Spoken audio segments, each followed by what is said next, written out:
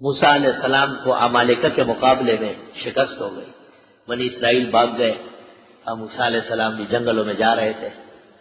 اللہ تعالیٰ سے ایک موقع پہ کہا یا رب ما ھذا، خدایا یہ کیا ہے؟ میں پیغمبر ہوں، تیرا کلیم ہوں، لوگوں کی ہدایت آپ نے میرے سپرد کی ہے، اور یہ شکست، یہ تکلیف۔ حق تعالیٰ نے کہا لا ابالی، پرواہ نہیں، غریب اچھا کہ وہی جاہری ہوتا ہے اور تو لا ابالی، پرواہ نہیں۔ خیر موسیٰ علیہ السلام نے کہا بھاگ نہیں سکتا اور ٹانگوں میں سخت نہیں ہے، پکڑ لیں گے عمالقہ۔ اللہ نے کہا نہ، اب مدد بھیج رہا ہوں میں۔ اسرائیلیوں کو خیال آیا کہ پیغمبر کو چھوڑ کے ہم کہاں کامیاب ہوں گے، سارے جمع ہو کر پیچھے سے آ گئے، عمالقہ بیچ میں پھنس گئے۔ دیکھو اب فرمایا کوئی بات نہیں، اب مدد بھیج رہا ہوں۔ تھوڑا سا ایک چکمہ کا دکھانا تھا تاکہ میری نصرت اور مدد کی قدر آ جائے۔ اللہ اکبر۔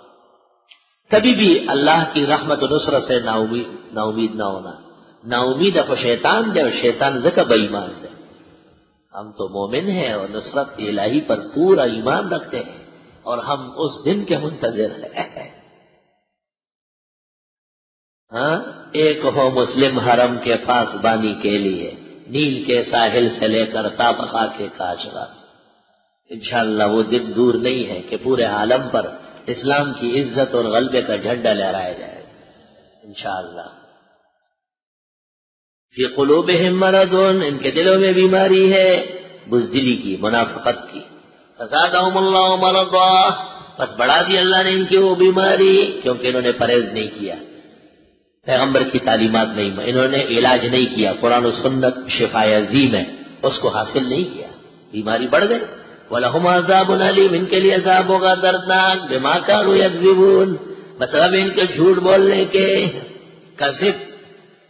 کذب مصدر آئے گا، الکذب، انظر کیف یفترون علی اللہ الکذب، کذب نہیں آئے گا، کذب تو اسم مصدر ہے، اس مصدر کا فعل نہیں ہوتا، کذب پڑا گیا۔ الصدق ینجی والکذب یہلک، جب خطیب نے خطبے میں پڑھا والکذب یہلک تو سمجھ لے کہ خطیب نادان، عربیت سے بے بہرا، بے پہچان۔ مصدر ہے کذب، اسم مصدر ہے کذب، اور مصدر اسم مصدر میں یہ فرق ہے کہ اسم مصدر سے فعل نہیں آیا کرتا، اور کذب یکذب آ رہا، یہ کذب اس کا مصدر ہے۔ قرآن کریم میں کہیں بھی کذب نہیں آیا، کذب۔ انظر کیف یفترون علی اللہ الکذب وکفی بہ اسما مبینا بما کانوا یکذبون، بسبب ان کے جھوٹ بولنے کے۔ دیکھو کفار کے بارے میں کہا وَلَهُمْ عَذَابٌ عَظِيمٌ، ان کے لیے بڑا عذاب ہو،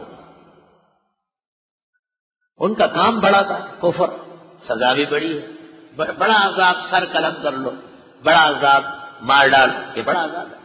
لیکن منافق کے لیے کہا عذاب علیم، ان کو ایسا عذاب دیں گے کہ ان کو دکاتا جائے گا، روز ان پر ایک غم ٹوٹے گا۔ انہوں نے روز در روز مسلمانوں کو اور پیغمبر اسلام کو پریشان کیا ہے، ان کی وجہ سے اسلام کا شیرازہ بنتے بنتے پھر بکھر جاتا، بنتے بنتے مسلمان پھر پریشان ہو جاتے، امن قائم ہوتے ہوتے پھر بے امنی پیدا ہو جاتی۔ شام کو مسلمان مطمئن ہے، صبح معلوم ہوا سب سازش پوری ہو گئی اور تمام راز کھل گئے، یہ ہمارے آستین درمیان۔ وَلَهُمْ عَذَابٌ عَلِيمٌ، ان کے لیے عذاب ہوگا دردناک، دردناک۔ جیسے ایک شخص کو آپ نے سر قلم کر لیا، قتل ہو گیا، عذاب عظیم ہے، لیکن آپ نے ایک آدمی کا ہاتھ کاٹا، دوسرے دن ٹانگ کاٹی، تیسرے دن کان کاٹا، چوتھے دن آنکھیں نکالی، ایک ایک عضو اس کا علیحدہ علیحدہ کاٹ رہے ہیں، یہ عذاب علیم ہے۔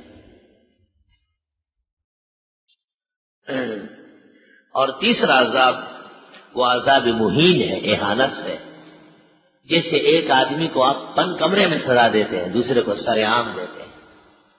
ایک آدمی کو آپ ویسے ڈانٹتے ہیں لیکن دوسرے کو اپنے بال بچوں کے سامنے ڈانٹا، اپنے دوست اور گھر والوں کے سامنے بے عزت کیا، اہانت ہو گئی بہت۔ جس طرح جو